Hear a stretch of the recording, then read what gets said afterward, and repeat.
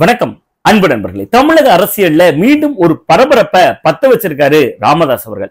பாட்டாளி மக்கள் கட்சியினுடைய நிறுவனரா மட்டுமே அதனுடைய தொடக்க நாள்ல இருந்து வந்த ராமதாஸ் அவர்கள் இன்றைக்கு தன்னை தலைவர் அப்படின்னு பிரகடனப்படுத்தியிருக்கார். அது மட்டும் இல்லாம கடந்த 2022ஆம் ஆண்டுல தலைவர் பதவியில அமர வைக்கப்பட்ட அவருடைய மகன் அன்புமணி ராமதாஸ செயல் தலைவர் அப்படிங்கக்கூடிய பதவிக்கும் நகர்த்தியிருக்கார். ஏற்கனவே அப்பா மகன் மோதல் இன்னைக்கு நேற்று இல்ல, கடந்த 2022ல அவர் தலைவரா நியமிக்கப்பட்ட பின்பே சமீபத்தில் நடைபெற்ற நாடாளுமன்ற தேர்தலுக்கு முன்பு நடந்த பொதுக்குழுல ரொம்ப வெளிப்படையா வெடிச்சது.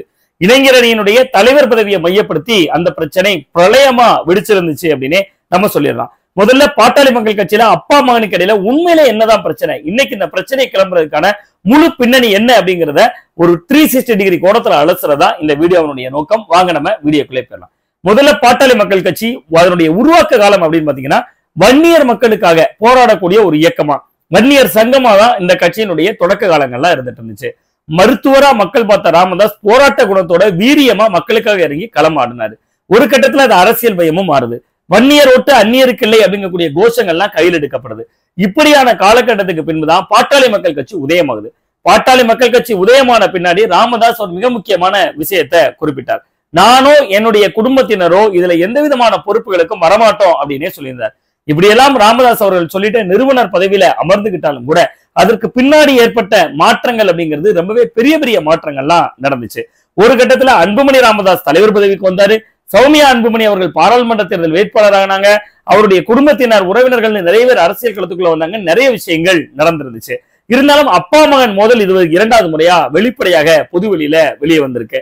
அதுல முதல் முறை நடந்த போதே 2024 நாடாளுமன்ற தேர்தலை மையப்படுத்தி தான் அந்த மோதல் நடந்துச்சு. அதாவது பாட்டாளி மக்கள் கட்சியினுடைய ராமதாஸ் தைலாபுரம் தோட்டத்துல அதிமுகவுடைய மூத்த நிர்வாகிகளை சந்தித்து பேச்சுவார்த்தை நடத்தக்கூடிய அளவுக்கு அதிமுகவோட கூட்டணி உடன்படிக்கையை நோக்கி அவர் நகர்ந்துட்டு இருந்தார். ஆனா அன்புமணி ராமதாஸ் அவர்களோ டெல்லி தலைமையோட லாபி பண்றத, ஏற்கனவே தான் மத்திய அமைச்சரா இருந்தவர் அப்படிங்கிற முறையில எப்படியாவது மீண்டும் அது மாதிரியான சாய்ஸ் கிடைக்கலாம் அப்படிங்கறதுனால பாஜகவை நோக்கி அவருடைய வாசம் இருந்துச்சு. சோ இந்த இடத்துலதான் ஏற்கனவே முதல் முறை 2 பேரும் மனத்தாங்கல்ல கருத்து முரண்ல இருந்தாங்க. இந்த நிலையில தான் இன்னைக்கு, அதாவது அகில இந்திய அரசியல்ல மத்திய உள்துறை அமைச்சராகவும் பாஜகவினுடைய அகில இந்திய அரசியல் அளவுல ஒரு அரசியல் சாணக்கியன்னு பாஜகவினர் சொல்லக்கூடிய ஒரு அமித்ஷா இன்னைக்கு தமிழகத்துக்கு தனி விமானத்துல வர்றார். 2 நாட்கள் இங்க இருக்கக்கூடிய மூத்த நிர்வாகிகளோட, அதாவது அவருடைய கூட்டணி கட்சியினரோட தான் பேச போறாரு. பேச்சுவார்த்தைகள் மூலமா கூட்டணியை வலுப்படுத்த போறாரு அப்படிங்கக்கூடிய காரணங்கள்லாம் தொடர்ந்து பேசப்பட்டு வருது. இன்னும் கிட்டத்தட்ட 2 நாட்கள் இதற்காக முழுமையா அவர் இங்கே இருக்க போறாரு அப்படின்னு சொல்லப்பட்டு வந்துச்சு. இந்த இடத்துலதான் இந்த அப்பா மகன் யுத்தத்தினுடைய மறுபக்கமும் ஆரம்பமாகுது. கடந்த நாடாளுமன்ற தேர்தல்ல தேசிய ஜனநாயக கூட்டணியில தான் பாட்டாளி மக்கள் கட்சி தேர்தலை சந்திச்சாங்க. அது கடந்த தேர்தல்ல அப்படிதான் ஒரு சூழல் இருந்துச்சு. இந்த நிலையில இன்னைக்கே அமித்ஷா வர்றார். தேர்தலுக்கு இன்னும் ஓராண்டுகள் இருக்கு. ஒரு பக்கம் அதிமுகவை பந்தாடிக்கிட்டு இருக்காங்க. செங்கோட்டையன் போய் அமித்ஷாவை பாக்குறாரு, இந்த பக்கம் எடப்பாடி பழனிசாமி போய் பாக்குறாரு, அண்ணாமலை தனியா ஒரு பக்கம் போய் பார்த்து விளக்கம் கொடுக்குறாரு. பாஜக தலைமை மாறுற மாதிரி இருக்கு, நாங்க அதிமுக தலைமையை மாத்தி காட்டுறோங்கிற அளவுக்கு பாஜகவினர் முரண்டு பிடிக்கிறதா பேச்சு வருது. இப்படியெல்லாம் காலகட்டம் இருக்கும்போது தேர்தலுக்கு முழுதாக இன்னும் ஓராண்டுகள் இருக்கக்கூடிய சூழல்லையே அன்புமணி ராமதாஸ் அவர்கள் 2 பேருமே இப்போ ஒரு மிக முக்கியமான ஒரு நெருக்கடிக்குள்ள சிக்கிறாங்க.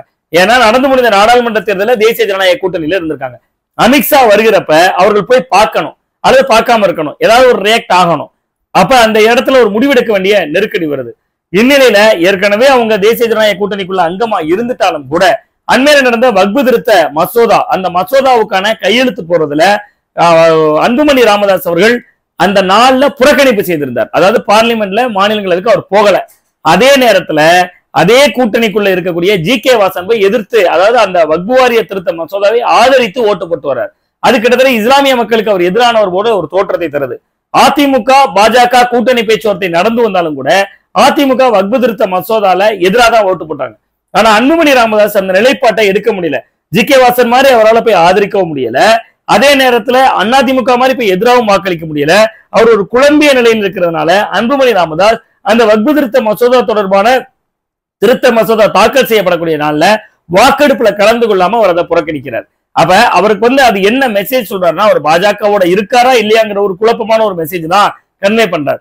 இந்த நேரத்துலதான் அமித்ஷா வர்றாரு. அமித்ஷா வருகிற அன்றைக்கு மற்ற நிர்வாகிகள் அனைவரையுமே சந்திக்கணும். அதாவது அதிமுகல இருந்து சந்திக்க வாய்ப்பு இருக்கு, தமிழ் மாநில காங்கிரஸ் இருந்து சந்திக்க வாய்ப்பு இருக்கு, ஐஜேகேல இருந்து சந்திக்க வாய்ப்பு இருக்கு. ஏன் சீமானுக்கு கூட தூது விடுவதற்கான வாய்ப்பு இருக்கு. அப்ப ஏற்கனவே கடந்த தேர்தலில் தேசிய ஜனநாயக கூட்டணியில பிரதான அங்கமாக இருந்த பாமகவையும் சந்திச்சாகணும். ஆனா ராமதாஸிடம் ஒரு கொள்கை தெளிவு இருக்கும். அதாவது என்னன்னா, தேர்தல் நெருக்கத்துலதான் யாரோட கூட்டணிங்கிற முடிவெடுப்பார். அது வரைக்கும் தனக்கான ஒரு டிமாண்ட அவங்க ஏத்திக்கிட்டே போவாங்க. இது பாமகவோட ஸ்டைலு. அந்த ஸ்டைலுக்கு இப்ப அன்புமணி ராமதாஸே முட்டுக்கட்டை போடுவாரா இருக்கலாம். ஏன்னா இப்ப பாஜகவோட நெருக்கம் காட்டினா தேர்தலுக்கு இன்னும் ஓராண்டுகள் இருக்கக்கூடிய நிலையில இப்பவே பாஜகக்குள்ள போய் உட்கார்ந்துட்டா பாட்டாளி மக்கள் கட்சியினுடைய அடுத்த கட்ட நகர்வுகளுக்கு அது பின்னடைவை தரலாம். சோ இப்ப உள்கட்சிக்குள்ளேயே குழப்பமா இருக்கலாம். ஒருவேளை ஒரு ஊடகவியலாளராக நம்ம கணிப்பு என்னன்னா, அன்புமணி ராமதாஸ் அமித்ஷாவை சந்திக்கணும்னு சொல்லிருக்கலாம். ராமதாஸ் இப்ப என்ன அவசரம்னு கேட்டிருக்கலாம். ஏன்னா ஏற்கனவே நடந்து முடிந்த நாடாளுமன்ற தேர்தல்ல நமக்கு ஒரு முன்னுதாரணமாக இருக்கிறது. ஒரே நேரத்துல இரண்டு கட்சிகளிடமும் பாட்டாளி மக்கள் கட்சி பேசிட்டு இருந்தாங்க. ராமதாஸ் அவர்கள் அதிமுகவோட பேசினாரு, அன்புமணி ராமதாஸ் அவர்கள் பாஜகவோட பேசினாருங்கக்கூடிய கடந்த கால வரலாறுகள் இருக்கு. சோ அதனுடைய அடிப்படையில நம்ம இந்த கண்ணோட்டத்தை பார்க்கிற பொழுது பாஜகவோடு ஒருவேளை அதிமுக பாஜக கூட்டணியில பாமக அங்கம் வகிக்கலாம். அப்படி அங்கம் வகிக்கிற பொழுது அதுக்கான நேரம் இருக்கு, காலம் இருக்கு. இப்ப ஏன் அவசரம் அப்படிங்கக்கூடிய ஒரு நிலைப்பாட்டை ராமதாஸ் எடுத்திருக்கலாம். அதனால்தான் இந்த தகிடடியான மாற்றங்கள், அதாவது அப்பா பேச்ச மகன் கேட்கணும் அப்படிங்கக்கூடிய அந்த கட்டுப்பாடெல்லாம் இல்லாம தான் தலைவர் ஆயிட்டோம், அப்பா நிறுவனர் தான், நம்ம தலைவர் ஆயிட்டோம், அதனால நம்ம சுயமாக முடிவெடுக்கலாம் என்று அன்புமணி நினைத்திருக்கலாம். சோ இதெல்லாம் சேர்ந்து தந்தை மகனுக்கு இடையில் இருக்கக்கூடிய அந்த பிணக்கத்தை வெட்ட வெளிச்சம் போட்டு காட்டியிருக்கிறது. வழக்கமாவே ராமதாஸ் அவர்கள் ஒவ்வொரு வியாழக்கிழமையும் செய்தியாளர்களை சந்திப்பார். சட்டம் ஒழுங்கு பிரச்சனையா இருக்கலாம், வேற ஏதோ ஒரு பிரச்சனையா இருக்கலாம், அடிக்கடி செய்தியாளர்களை சந்திப்பார். அந்த வகையில ஒரு ஜனநாயகத்தன்மை கொண்ட அரசியல் தலைவர்கள் ஒருவர் தான் ராமதாஸ், அதுல சந்தேகம் இல்லை. பட் அந்த வன்னியர் சமூக மக்களுக்கு அவர் முதல்ல ஒரு வாக்குறுதி கொடுத்தார், எந்த நேரத்திலும் நான் அரசியல் கட்சிக்குள்ள ஒரு பொறுப்புக்கு வரமாட்டேன்னு. ஆனால் இன்றைக்கு அவரே தலைவராக வந்திருக்கிறார். சோ அது ஒரு மிகப்பெரிய சர்ச்சையும் அந்த சர்க்கிள்குள்ள ஏற்படுத்தி இருக்கு அப்படின்னே நம்ம பார்க்கலாம். சரி, இந்த தந்தை மகன் உறவுல சுமூகம் எட்டுவதற்கான ஒரு வாய்ப்பு இருக்கான்னா, சுமூகம் எட்டப்படவில்லை என்றால் அது அந்த கட்சிக்கு தான் தேர்தல் நேரத்துல நெருக்கத்துல ஒரு மிகப்பெரிய பின்னடைவை ஏற்படுத்தும். சோ ராமதாஸ், அன்புமணி ராமதாஸ் அவர்களை பொறுத்தவரை இன்னைக்கு அமித்ஷா திடீரென்று சந்திக்க அழைத்தால் கூட அவர்கள்ட்ட சொல்றதுக்கு ஒரு காரணம் இருக்கு.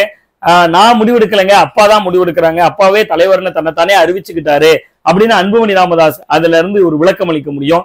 ராமதாஸை பொறுத்தவரை எங்களுக்கு உள்கட்சியிலேயே பிரச்சனை இருக்குங்க, அப்பா மகனுக்கு இடையில கருத்து முரண்கள் இருக்குங்க, சோ எங்களுக்கு கட்சியை முதல்ல நாங்க சீர் செய்ய வேண்டியிருக்கு, அமித்ஷா அவர்களை சந்திக்கிறதா நம்ம அடுத்த வாய்ப்புகள்ல சந்திப்பு செய்யலாம் அப்படின்னு சொல்லி தங்களுடைய அந்த கூட்டணி தொடர்பான பேச்சினுடைய சாரம்சத்தை அல்லது 2-3 கட்சிகளோட பேச்சுவார்த்தை நடத்துறத சீட்டு வலிமையை கூட்டிக் கொள்வதில் அவர்கள் வழக்கமான தங்களுடைய லாபியை பண்ணுவதற்கான ஒரு காலமும் இதற்கு பின்னால் இருப்பதாக நாமும் புரிந்து கொள்ளலாம், பார்க்கலாம்.